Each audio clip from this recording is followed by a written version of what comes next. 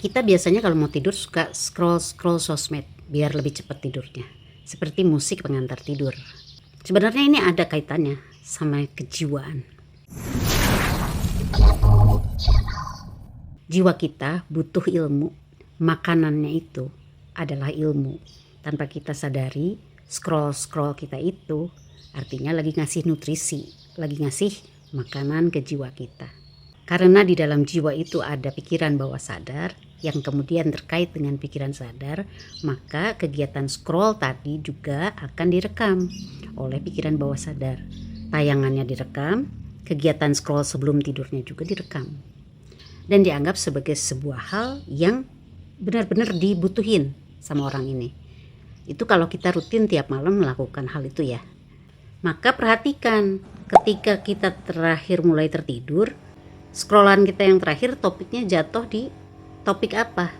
Karena kalau kita udah tidur kita tuh udah gak bisa scroll lagi kan. Topik di scrollan yang terakhir itu akan terulang-ulang selama berjam-jam sampai baterai habis atau sampai kita bangun. Terulang-ulang berjam-jam itu artinya penegasan kepada pikiran bawah sadar bahwa hal ini adalah sesuatu yang sangat dibutuhkan sama orang ini. Nanti sama pikiran bawah sadar dilaporin ke pikiran sadar. Hey, ini orang ini butuh banget sama topik seperti ini. Nanti pikiran sadar itu akan mengeksekusi. Dia akan mulai menarik segala hal yang berkaitan dengan topik tersebut di dunia maya ataupun di dunia nyata. Contohnya, kita tertidur saat scrollan kita berakhir di konten prediksi ini.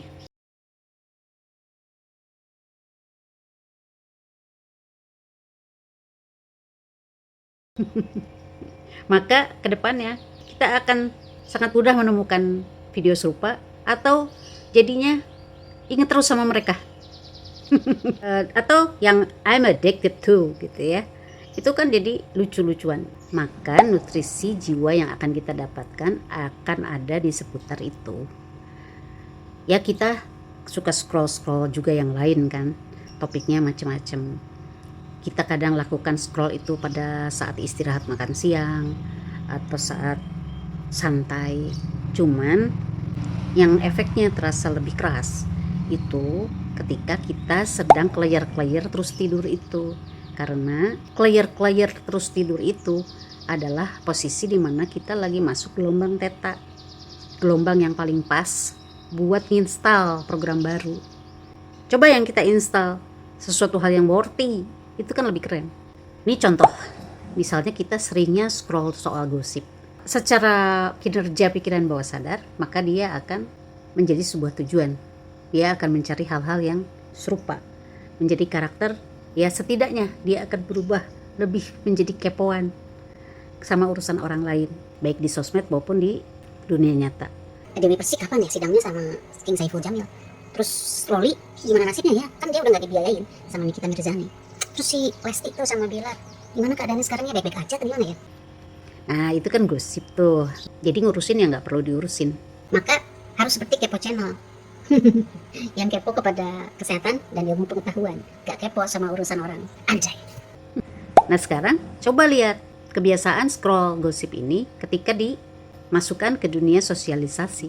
Ketika kita ketemu sama teman-teman atau keluarga, mereka ngobrolin ini, ngobrolin itu, ngobrolin agama, politik, berita, maka kita jadi nggak nyambung obrolannya karena kita datanya yang paling banyak tentang gosip. Kita nggak tahu kalau TPS Bandung terbakar, kita juga nggak tahu harga beras jadi naik karena kita banyaknya lihatnya gosip atau lihatnya hal-hal lain yang kurang worthy gitu kan.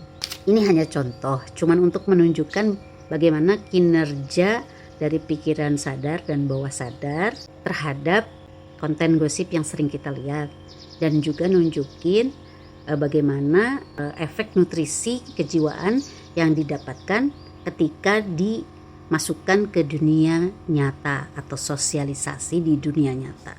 Nah ketika kita udah ngeh sama efek-efek dari topik scroll kita, harusnya ada rasa khawatir. Aduh, ternyata scrollan saya selama ini banyaknya tentang gosip, banyaknya tentang hal-hal receh.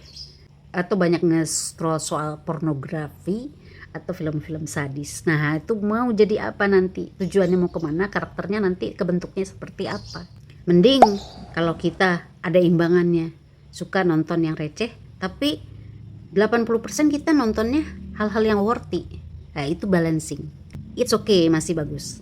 Tapi kalau 80% hal yang gak worthy, itu harus ada khawatir. Karena hasil scrollanmu akan menentukan seperti apa dirimu. So, scroll itu gak sesimpel itu, kawan. Jadi, coba kita atur topik-topik dari scrollan kita selanjutnya. Kalau misalnya kita pingin pinter agama, ngerti psikologi, biar kita bisa jadi psikolog buat keluarga kita sendiri, buat diri sendiri. Pingin ngerti soal manajemen bisnis, maka mulailah mencari konten-konten yang berkaitan dengan hal itu. Jadi kita pilih satu video yang berkaitan dengan apa yang kita butuhkan, kita buat tidur tuh. Nanti kita clear, itu udah mulai masuk ke lubang beta tuh. Nanti itu akan kita dengar terus, nanti lama-lama kita tidur, itu tetap kerekam di pikiran bawah sadar kita. Yang bagus itu ketika kita dengerin audio sugesti bikinan sendiri. Kita pinginnya seperti apa sih? Saya pingin rezeki saya banyak, saya pingin teman saya berkualitas, saya pingin rumah yang besar, saya pingin anak-anak saya sukses. Nah, itu dibikin audionya. Ada yang harus diperhatikan ketika kita bikin audio sugesti.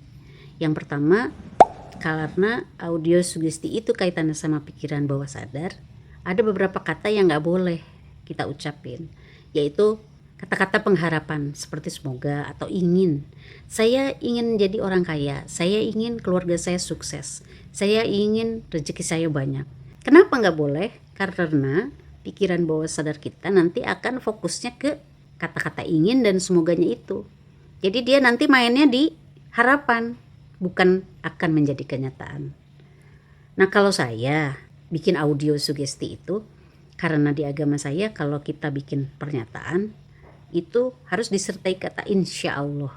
Maka saya bikinnya insya Allah keluarga saya sukses, insya Allah teman-teman saya support, insya Allah diri saya berkualitas, insya Allah diri saya berprogres, dan seterusnya.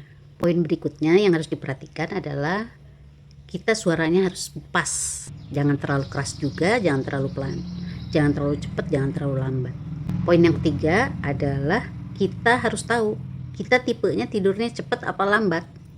Kalau lambat, kita harus bikin audio sugestinya durasinya panjang. Misalnya nih, kita udah bikin durasi 5 menit. Itu di copy sama kita audionya sampai 1 jam misalnya. Jadi akhirnya nanti akan ada pengulangan terus. Sampai kita akhirnya tertidur, dia akan nginstal terus apa-apa yang kita inginkan. Dan itu kita lakukan terus-terusan. Karena hal-hal yang kita lakukan terus-menerus, berulang-ulang, itu bagi pikiran bawah sadar adalah sebuah penegasan bahwa kita butuh sama hal itu. Maka pikiran sadar kita akan mengeksekusi. Oh, orang ini butuh itu, saya akan nyari yang kayak gitu. Saya akan cari komunitas yang sesuai sama orang ini. Maka jangan heran besok-besoknya kita akan mengalami beberapa perubahan. Seperti ada petunjuk atau ketemu teman yang kemudian ngobrolin masalah yang sedang kita butuhkan. Efeknya nanti kita jadi familiar. Karena udah jadi kebiasaan, familiar sama hal-hal tersebut. Nanti kalau kita ngejumpain postingan atau hal-hal yang serupa, kita itu jadi lebih cepat ngertinya. Terus lebih ngerti keterkaitan satu sama lain, akhirnya bisa jadi pinter.